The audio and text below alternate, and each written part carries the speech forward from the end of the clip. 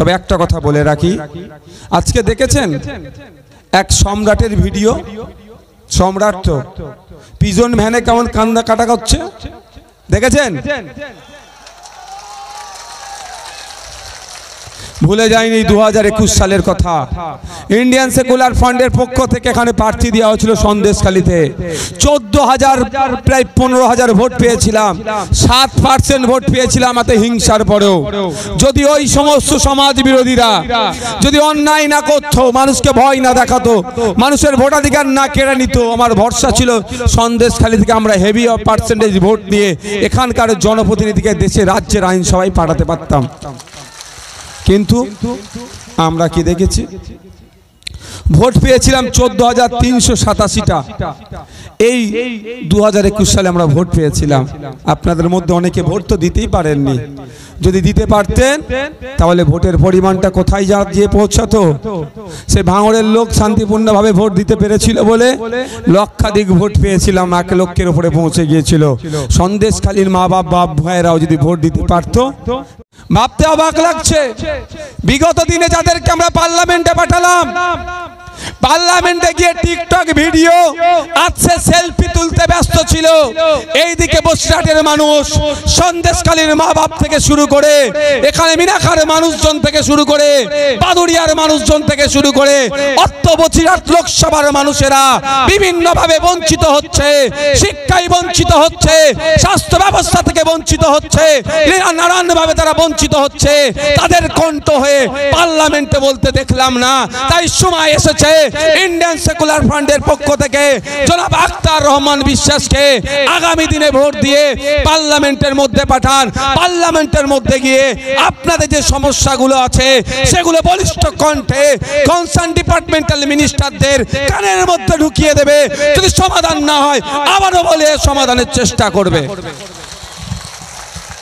আমাদের কাজ হচ্ছে ভোট দেওয়া, দিয়ে আমাদের এই 14-15 লক্ষ মানুষকে, মানুষের প্রতিনিধি হিসাবে একজনকে, ভাই একটু বসুন না, ভালো লাগবে তো, একটু ভাই বসুন, ভালো লাগবে।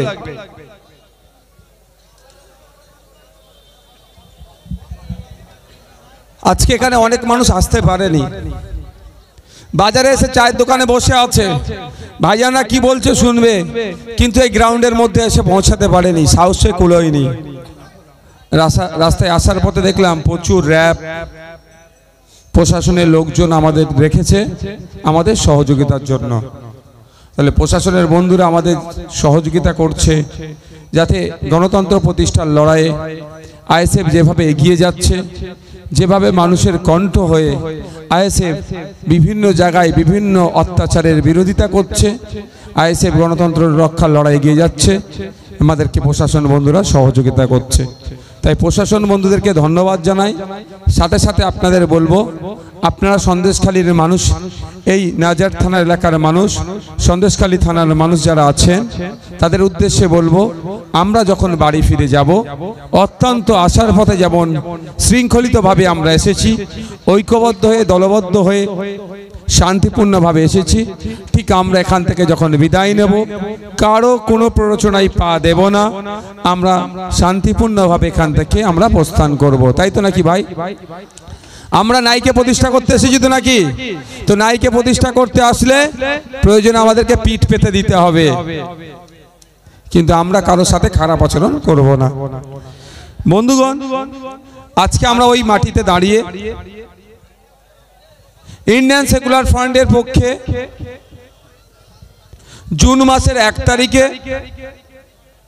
বসিরহাট লোকসভা নির্বাচনে সকাল সকাল খামচিহ্নেতে গিয়ে, পোলিং বুথে গিয়ে খামচিহ্নেতে যাতে বোতাম টেপন বা প্রেস করেন, তার আহ্বান নিয়ে আপনাদের এখানে উপস্থিত হয়েছে।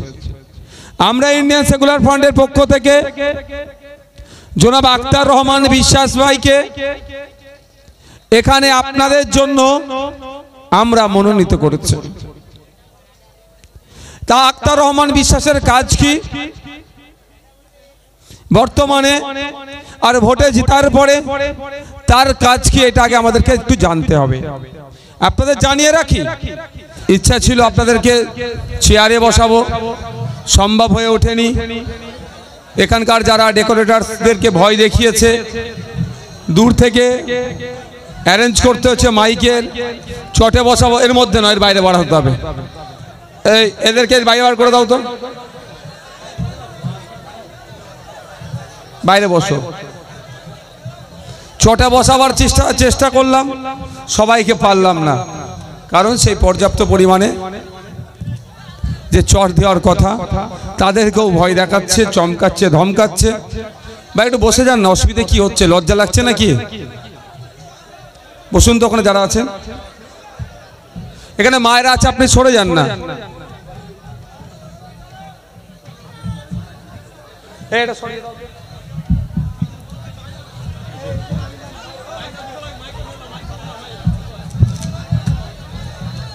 ভাই যারা ওখানে আছেন একটু বসে গেলে ভালো লাগবে দেখতে, বসুন তো।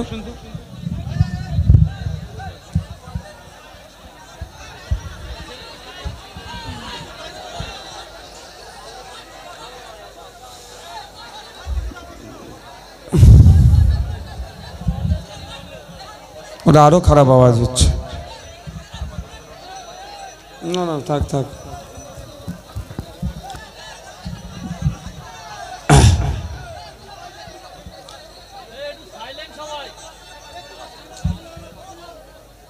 ভাই এরা কি দায়িত্বশীল আছে এখানে যারা আছেন?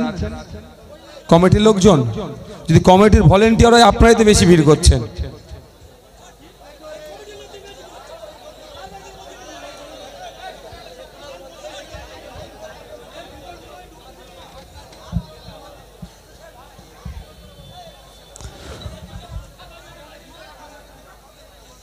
বক্তব্য দেব, তার আগে আমি একটা কথা বলবো আপনাদেরকে।